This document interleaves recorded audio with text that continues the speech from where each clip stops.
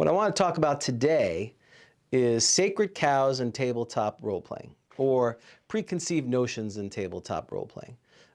Many of you, and I've grown up with them, and there's always a truism in these things. And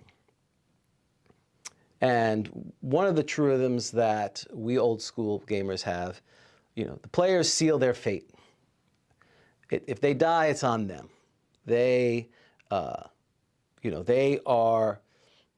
the captains of their own thing, and we're just unfolding the scenario as it is. And in many ways, that's true. But I would like to argue that when I hear that, or I hear, well, they killed themselves, the DM always kills the character. I mean, there is no way they can kill themselves. Even when the player says, I slit my own throat, the DM can always say, that doesn't happen. Because, as we know, the game is basically three things. It's described in the first versions of the game. The DM lays out the scenario, the players tell what they want to do, and then the DM adjudicates it. So the key thing is the players may state whatever they want, but ultimately it's the DM who decides what happens. And I've never seen a player death happen unless the DM either allowed it or made it happen. So why did this come up? Well, I was watching a scene of a recent session where the party was going to a village.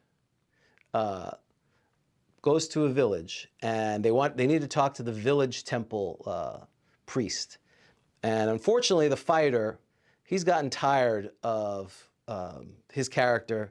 He wants to kill himself. So he tells the DM that, you know what, I'm going to rush up to the priest and shoot him, knowing that the village and probably his party members are he's going to kill him, and he's going to end his life. Let's see what that looks like. So here's the scene. Look, the fighter goes up there, and what happened? How did this occur? You can see now the villagers are coming to hold him down. Obviously, the player wanted to kill himself. This is clearly what he was looking to do.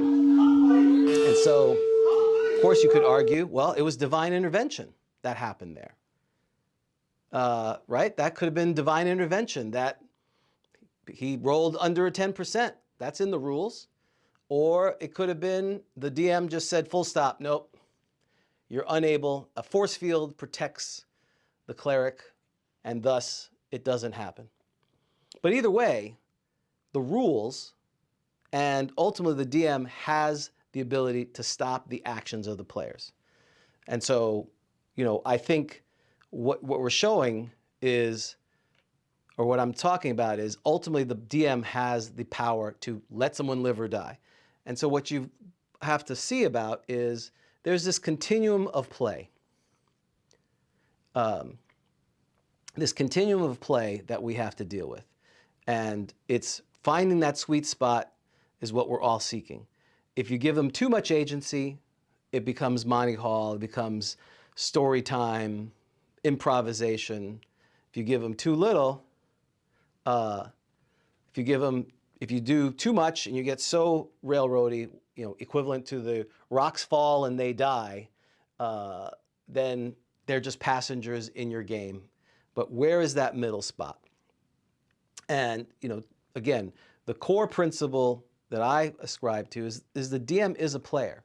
So we're not just here just to be spectators. We want to be part of it. We're setting up the world.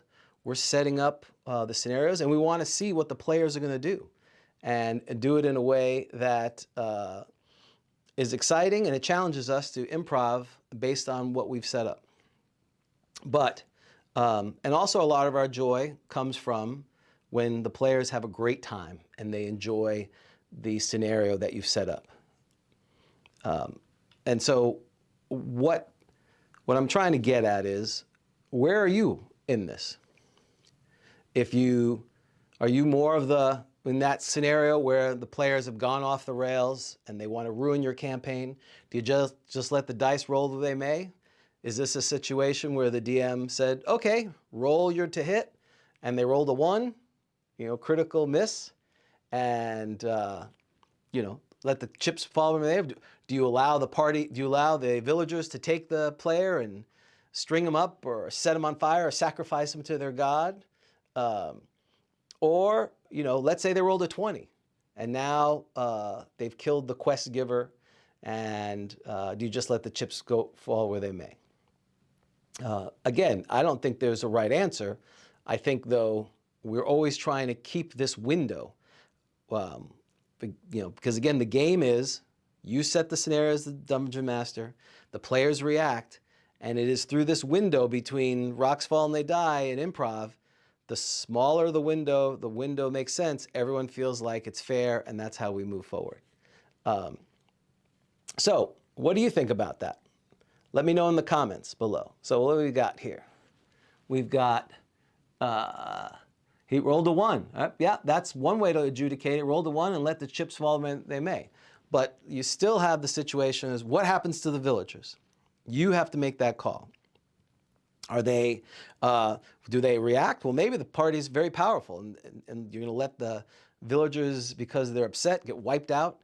Now it's a big, now the fighters actually got what they really want, is the players to now get plugged in and cause a terrible event there. Am I right? Am I wrong? What's your thoughts here?